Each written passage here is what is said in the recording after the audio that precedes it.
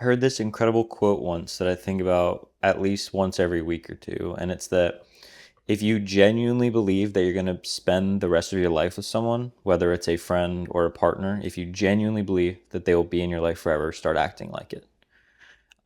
And what it means by that is that if somebody genuinely is going to be around for the remainder of your life, you could probably put in the effort to learn how they are, who they are, what they like, what they don't like. And it would make both your and their lives a lot easier and a lot more enjoyable. But most people never put in the effort to do that. And today, I want to say that that also applies to yourself.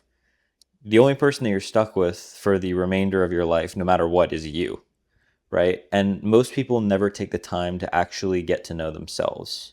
And it sounds kind of like voodoo-y or like therapy, but that's not what I mean. I mean, like, pay attention to what triggers you, what doesn't, your habits, what you're good at, what you're bad at, your strengths and your weaknesses. And then you can learn to lean into your strengths and avoid your weaknesses. Because a lot of people, myself included, seem to look at all their strengths and weaknesses, and instead of leaning into their strengths, they try to raise their weaknesses to balance it with their strengths to become a balanced person. Like school teaches us all these subjects, but doesn't go deep on the one subject that we actually are good at or choose to go to until maybe we go to college or something. But even then, you still have 2 years of like broad, random things that you might be terrible at. So why feed the things that you're bad at? You should be feeding the things that you're good at because those are your natural gifts. And you have no idea what you're good at unless you know yourself. And this applies to a lot of things, but I've been really practicing this recently, and I would say that it is probably one of the top three or one of the main things that has genuinely changed my days, what they look like, and how I feel. Feeling being actually content and happy with my life, but also feeling like disciplined and actually doing things that need to be done, but still being happy with it. And really, that's what we're all looking for, right? Is a happy life where we can do the things that we need to do, but actually enjoy them. The fulfillment that we're gathering. And what I propose is, I guess a good example for me is I really enjoy the morning sunlight. So when the sun first comes up, maybe 30 minutes after sunrise, the golden light coming through the trees, I enjoy it, right? It makes me happy. And I also like getting up early. But if I get up before the sun rises when it's still dark out, I feel really stressed. That's a personal preference. I could probably change it, but I just notice on the days where I sleep in late, I don't feel good.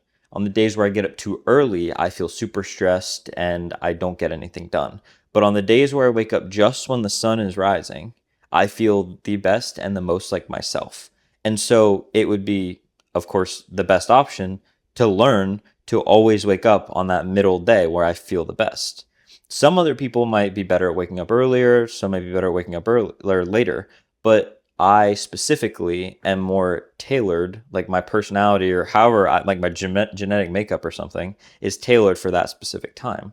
And so I would best lean into that instead of trying to teach myself to wake up earlier before the sun or learn to teach myself to be okay with waking up late. I would just lean into what I already like.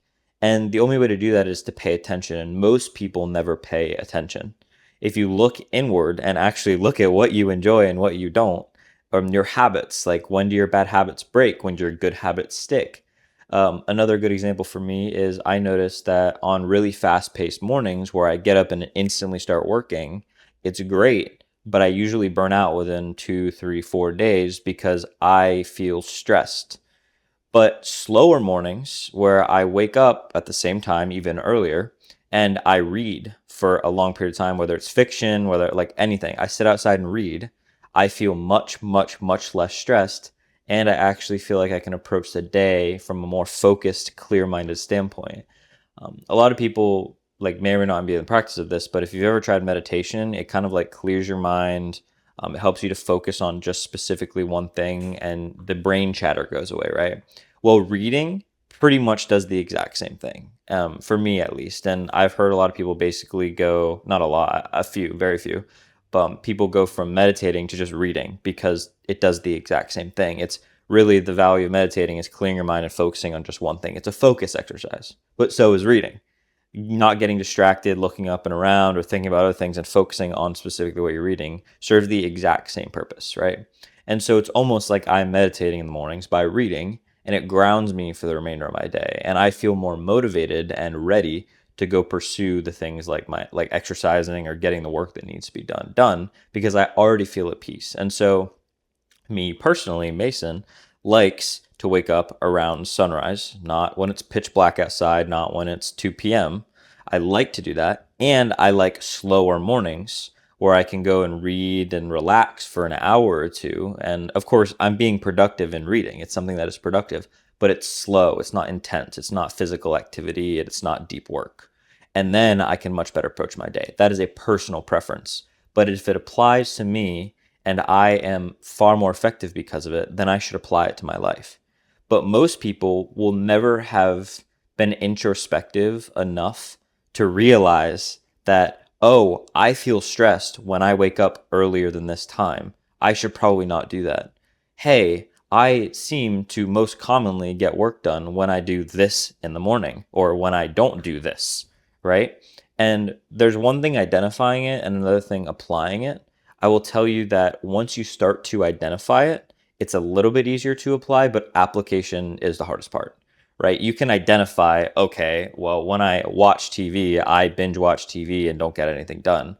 And it's a lot easier to identify that than actually stop doing like watching TV and doing the thing. And what I say to that is I made another video a while ago about like breaking bad habits. And the main thing is just change your environment and substitute the habit. That's all you can do. You don't get rid of habits because they're always replaced in some way. So if you are, for example, you notice your days are less productive when you watch TV and you want to stop watching TV so you have more productive days, you can't just hide the remote or get rid of the TV. Well, I guess you could get rid of the TV, but your better option is to change your environment where that habit doesn't exist. So instead of in the morning sitting in the living room, go to a coffee shop, leave your house, go somewhere else. You don't have the option to watch TV. And then your mind will be in a different place. It won't have that same bad habit. And when you've changed that environment, also substitute it with a new habit. So in that time at which you would have typically watched TV, go somewhere else and do something else that gives you the same feeling. So for me, I thoroughly enjoy reading. I have like a book series that I like to read. I've read it since I was a little kid, right? And so that makes me feel the same way as when I watch TV. And so instead of sitting inside watching TV, I sit outside on my porch or patio and read that book. Pretty much the exact same thing. One of them is beneficial, one of them is not, right? The reading makes me mindful, the TV stresses me out because afterwards my mind's racing and I can't focus on one thing. But after I read, I feel intense focus and I can better approach the day. And so the punchline and the lesson you can take away from this video is start paying more attention to what you are naturally inclined for or against, what works for you and what doesn't, because everybody is different. There's no one right way to do things. Some people might be better waking up at 4, some people like 4 a.m. Some people might be better at waking up at 4 p.m. Like it doesn't matter. Everybody's different. And so if you really like think about it, you are going to be stuck with you for the remainder of your life, and your preferences will probably change a little bit, but not like drastically. You won't go from being a morning person to a late night person. Like you won't go from, oh, I love waking up at 4 a.m. to, oh, I love waking up at 4 p.m. Right? It'll stay around the same area. And so you might as well start learning now, because the earlier you learn, the more you know yourself, the more you can benefit from it while you're younger. And it's never too late to do that. And then once you do that, of course, change it. Like if you identify, hey, like I really feel good when I wake up probably around 6:30 or 7, not at 5, not at 10, 6:30 or 7 is usually the sweet spot, then start doing it, right? If you thoroughly enjoy it, it's going to be a lot easier to keep it as a habit because you actually enjoy it, right? Versus if you hate waking up at 5 and it's just not for you, then making yourself do it repeatedly, you're going to burn out of it and you're not going to do it because it's going to suck, because it's not naturally inclined to you, and you're not going to feel happy because you just don't enjoy it. And so both of those add up to you just not sticking to the habit. Habits you can stick to are habits you actually want, right? Do I actually want to wake up at 5:30, or am I just doing it because people say that waking up at 5:30 makes you a more productive, successful person?